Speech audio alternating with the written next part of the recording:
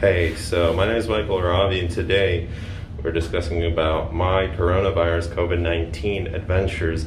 And currently, we're on our way to the hospital. This is a good one. Nie no, w razie czego to po prostu jak będziemy mega długo czekać.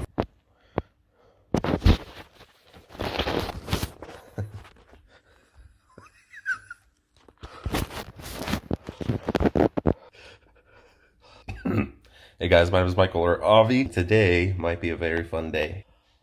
It's always exciting here. Got a headache, temperature. Throat still's okay. I'm weak, you feel it around the neck. It's the neck muscles tightening. The bones, everything is just kind of like, it's a little painful. Took an ibuprofen. Let's continue. Let's roll the intro, actually.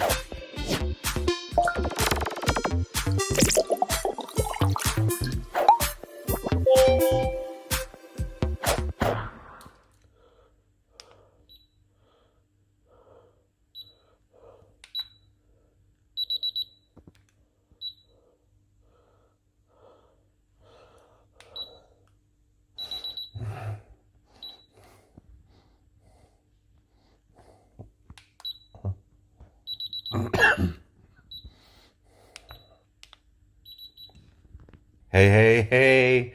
I'm not really sure what to do at this point because my migraine has been here from yesterday. So I took an ibuprofen. That helped with the migraine. I also took like this medicine that you mix in with your tea. So it's nice and hot. It's for your throat. It should help with the temperature, right? You always drink it for fevers. It's like Theraflu. This one's grip alert. My throat.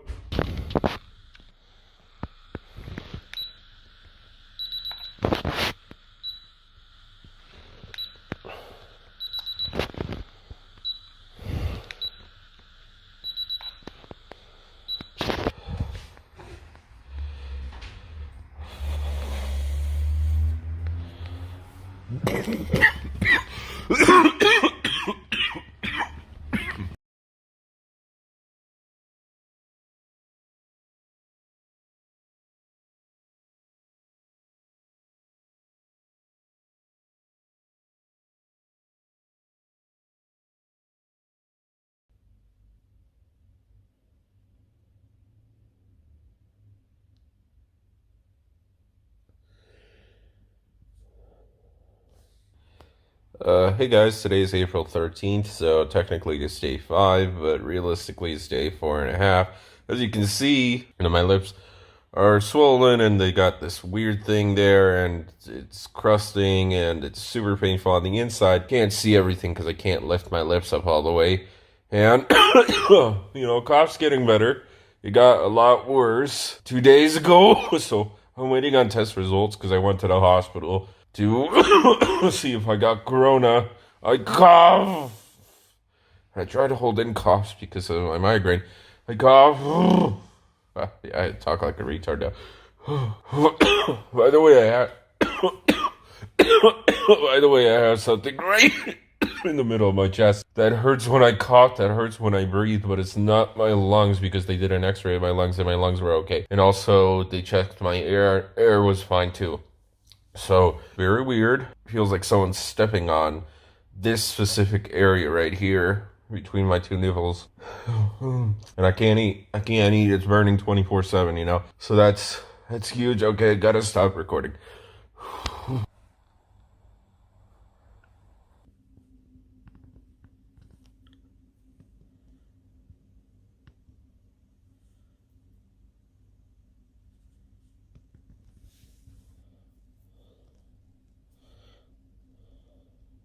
Today is day 7, and I have this little ball that I can feel right there. It's moving around. But here's my swollen lymph nodes. I can feel them. I think that's what they're called. My lips are getting slightly better. That's still like this sticky stuff, as you can tell. I'm speaking all right, so 4th day of antibiotic. Cough is still there, but it's okay. The worst part is just right here. That's where the chest pain is coming from, and the main symptoms have passed. My fever has gone down, although it is slightly going back up today. So it was 36.5 Celsius, so that's pretty good, but we'll see how it is tomorrow. Zatkaj uszy. Czemu? Kaprera. Słuchaj! Będę działa. No to zaraz mi oklepiesz. I spróbujemy jak to działa? Kurwa masa. A zrób tak. No wystaw. I wstrzymuj na czkanie. No, to też nie działa. Ale najlepsze to, że ja mam taki sposób.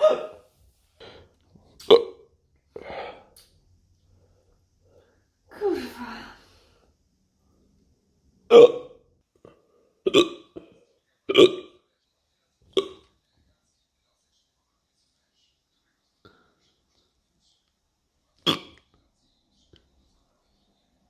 Hey guys, it's day 7. So today we have some news. My aunt decided to call the hospital because I called yesterday, and they said probably they're going to call yesterday. They didn't. And now it's the weekend, and I overheard over the phone yesterday that they're probably not going to call on the weekend. So that would mean I'd get it on Monday. So that's well over that's well over 1 week that you're waiting for a COVID-19 test result. Now the problem is I got sick the 8th. I went to the hospital and got the test results on the 11th. It was at night. So, all right, let's give it an extra day. And they said probably 48 hours you'd get the test results. Now, what did happen, the test results were there 3 days later. So if we gave them an extra day plus the 48 because it was at night, it would make perfect sense. It was the 3rd day. The problem is I called yesterday and they already had the test results, meaning they should have called me the 3rd day or the 4th day or the 5th day or the 6th day yesterday, right?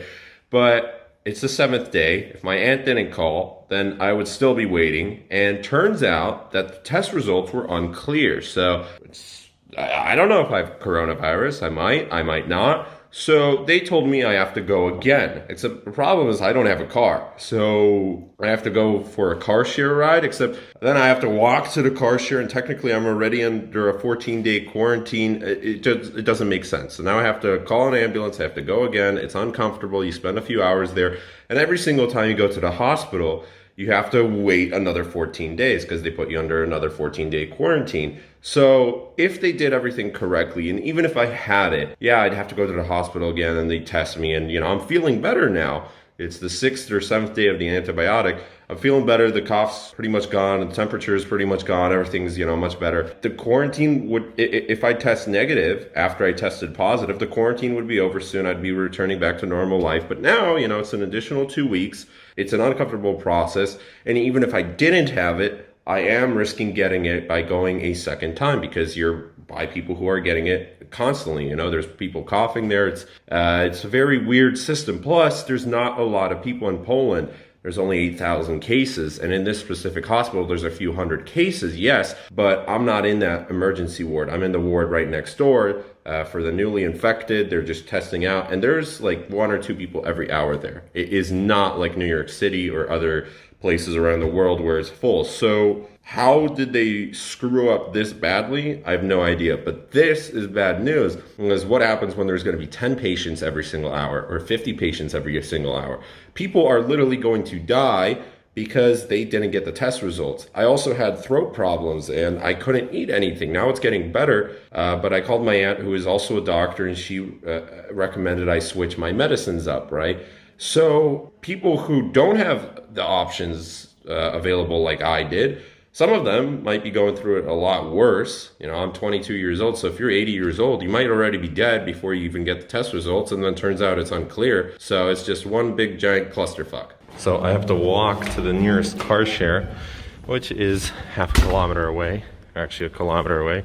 And this isn't the ideal environment, but that's because I don't have a car. Now, I called the hospital and I asked if I can get an ambulance, and they said no. So I called the Polish version of 911, asked if I can get an ambulance, and they said also no. But before they did reject my claim, my request, before they rejected my request, they asked where am I calling from, and turns out they actually redirected me to a different district, a different part of the country, which is 300 kilometers away.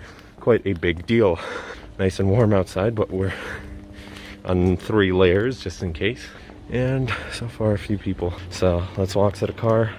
Let's drive. Not the ideal environment to be driving while under Xanax and an antibiotic that makes me feel high, but hey, welcome to the current reality. So today is day 7 after I got tested, and what ended up happening is I called yesterday to the hospital and I asked, hey, what's going on? It's day 6. You know, he said it's probably going to take under 48 hours to get test results. And I did take it on the 11th at night, so I figured let's give him an extra day, which would make it 3 days, right? And it did indeed take 3 days. I found that out today after my aunt called, and turns out that they screwed up my test, right? So my test did indeed come 4 days after. Oh, this is a nice Merc. Wow, that's a great AMG. Ooh, I like it. But the problem is that it was unclear. So what they should have done is they should have informed me that, hey, you need to come back into the hospital and take another test. Now, one of my symptoms right now is that, you know, I'm still sweating, probably from the antibiotic. I still feel a little weak. I still have a cough, but I'm able to talk normally. So that's why throughout the main fever, throughout the main sickness, I wasn't really recording videos. And this is why you were finally seeing a video up. You know, I felt like shit. I felt like I was dying. And it was a very fun experience, sarcastic, because you can't really see my face. So. And I'm just shocked that, you know, there's 8,500 confirmed cases in Poland at this rate, right? Those people must be really, really sick, or they got really, really lucky with the test. I'm sure there's probably 50,000 people with a case of COVID-19 because it's very difficult to actually get everything fine. And there goes the police. They're patrolling, sure, but I have special permission from the hospital. I asked them for the name. I asked, hey, can I do this? Are you for sure? And just in case the police stop me, that's what I'm gonna say. So, very fun experience. Now, here's the thing, I'm 22 years old, so if you're feeling way worse than previously, like I should not be driving right now, and previously I was also driving with a fever, you know, what if you're 80 years old and you don't have a license? They actually told people that you should walk or take a bicycle. Great, let's walk fucking 10 miles when you're sick. That's a really great advice, huh? So this whole thing is just a fucking disaster. You know, I'm pissed, I'm frustrated because I have to spend my own money to get to the hospital because they don't want to send an ambulance. So right now, we're gonna pick up the car share, we're gonna drive, waste my money. Sure, I enjoy driving, but not today. I wouldn't want to be fucking driving today. It's just stupid, so let's get it. So this is perfect. This is exactly what the hospital wants. We're gonna be dying inside. Now what I did was I sprayed the outside of the car door, and we have our gel, and we have to spray it on the inside of the car everywhere that a human could touch, because I might have possibly COVID-19. So the start engine, or maybe someone else might have it. Overall, great fun experience. Thank you. I'm sorry that I have to do this to the car sharing company that I love, but I am literally left without a fucking option thanks to the hospital. So if anybody should be blamed, it's the hospital and the government for the way this is being fucking treated. There we go. Started the car. Let's go to the fucking hospital now. Okay. So we're back at the hospital a second time. There's some nice tents, and now we're going inside after we filled out our sheet. Going to get the test again. Nice sunny day, much better conditions, and well, I'm not going to be filming inside, but let's do this.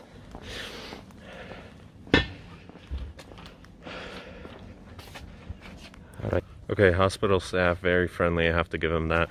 And I think all the doctors and nurses and everybody who's dealing with this coronavirus pandemic currently. So, I'm out. I have my test done. Only up here right now. I feel better. And probably within the next few days we'll know. But now I have a 14-day quarantine to complete.